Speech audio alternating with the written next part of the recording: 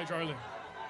I just got a question regarding the drug problem within the U.S. What's like a legitimate fix to this? Which drug problem specifically? I think anything. Heroin. I think marijuana is being already legalized, is being fine. When it comes to like fentanyl, heroin, cocaine, because the prohibition method we've been taking isn't really working out. But we can't really just let anyone. I mean, we first need to close the southern border. That's number course. one. We need to have death penalty for drug dealers. That's number two. And we need to have much harsher penalties for anyone that is involved in the trafficking of drugs. And then we have to go after the actual supply, which is the Mexican drug cartels. I think that's true, but isn't that taking like a alcohol prohibition type method where that? I mean, it worked. Alcohol prohibition worked in one way. Alcohol usage went down. But there was still mass gangs from like what was the problem with alcohol prohibition? Tell me. The major gangs that came up during Chicago, New York. Yeah, there was some bootlegging, but actually crime went down across the country. Okay. You could look at it. I mean, I'm not all for like banning alcohol, but there's a lot of lies about prohibition that are told. But also, let's just stop acting as if heroin and alcohol are on the same level. Heroin's way worse, right? No. Meth is way worse. Fentanyl's way worse. Of course. But yeah, I think we have to be more serious about what actually creates the cascade of effects of people that want to be able to use these horrific drugs. Yeah. I just want to is it like a plan we could go down to fix? Yeah, I mean, I think President Trump's doing the right thing. Secure the southern border, heavy penalties for drug traffickers, and going after the source of where all the drugs are coming from origination. So thank you very much. Great question. Thank you. Hi there, Charlie. I just want to say I've looked up to you for many years. You're the one who got me into the conservative movement about 8-9 years ago. I really love you.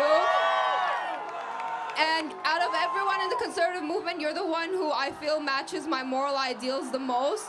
One thing I just want to ask you, as a Christian woman who wants to start a family, and I look around me nowadays, especially living in California, I'm really afraid of what my child's going to be exposed to. I live with a 6-year-old, and every time she comes home, I worry that she's playing dog. She's going to pretend to be a furry someday, or I don't know. I get scared of that stuff, honestly. What do you think is the best way to prevent our children from being influenced from those ideals and growing up with the proper Christian ideals? Even though we keep it in our household, they're still exposed to it outside. Yeah, first of all, don't send your kids to government schools. That's number one. Number two, have a very robust church life and attend church regularly. Honor God in all that you do. And also, marry a godly man that was willing to defend your kids and to wall off all of the negative, poisonous content that might come after your future children. It's very, very important. And then finally, I don't want to say leave California, but it's getting worse around you. The cultural poisons and toxins that are out there is so dreadful. It is so heavy. So that would be my piece of advice for you. Thank you so much. And if you are called to be a stay-at-home mom, that's a beautiful thing. You don't have to go into the workforce to be a godly woman. In fact, I recommend being a stay-at-home mom. It's one of the most underappreciated elements of American life. Thank you. What's up, Charlie? College enrollment rate has been dropping every single year for the past few years. Education feels much less regulated, not up to date, and pretty not advanced anymore. What do you recommend if you want to get educated but don't think a college education is the best way? It's a good question. It depends on what you want to do, right? It depends on what you want to actually, For example, pursue. Sorry to interrupt, but this college here has promised to raise their tuition 35% over the next 5 years. 7%. I mean, it's incredible. I'm going to be honest. In the next 10 years, we're not there yet. These colleges are going to be completely irrelevant. Absolutely. AI is going to take away 90% of the jobs, and advanced robotics is going to basically take over the world as we know it. So find something to study and be good at that AI can't do. Thank you. It's the best piece of advice I have for young people. Thank you, Charlie. Find something to be good at that AI cannot do. Thank you. It's a short list, by the way. Yeah. Because AI is getting pretty advanced, as you well know. Thank you. Yeah. Appreciate it. Now I know your stance on DEI is, no DEI based on race, religion, ideology, political beliefs, which I 100% agree with.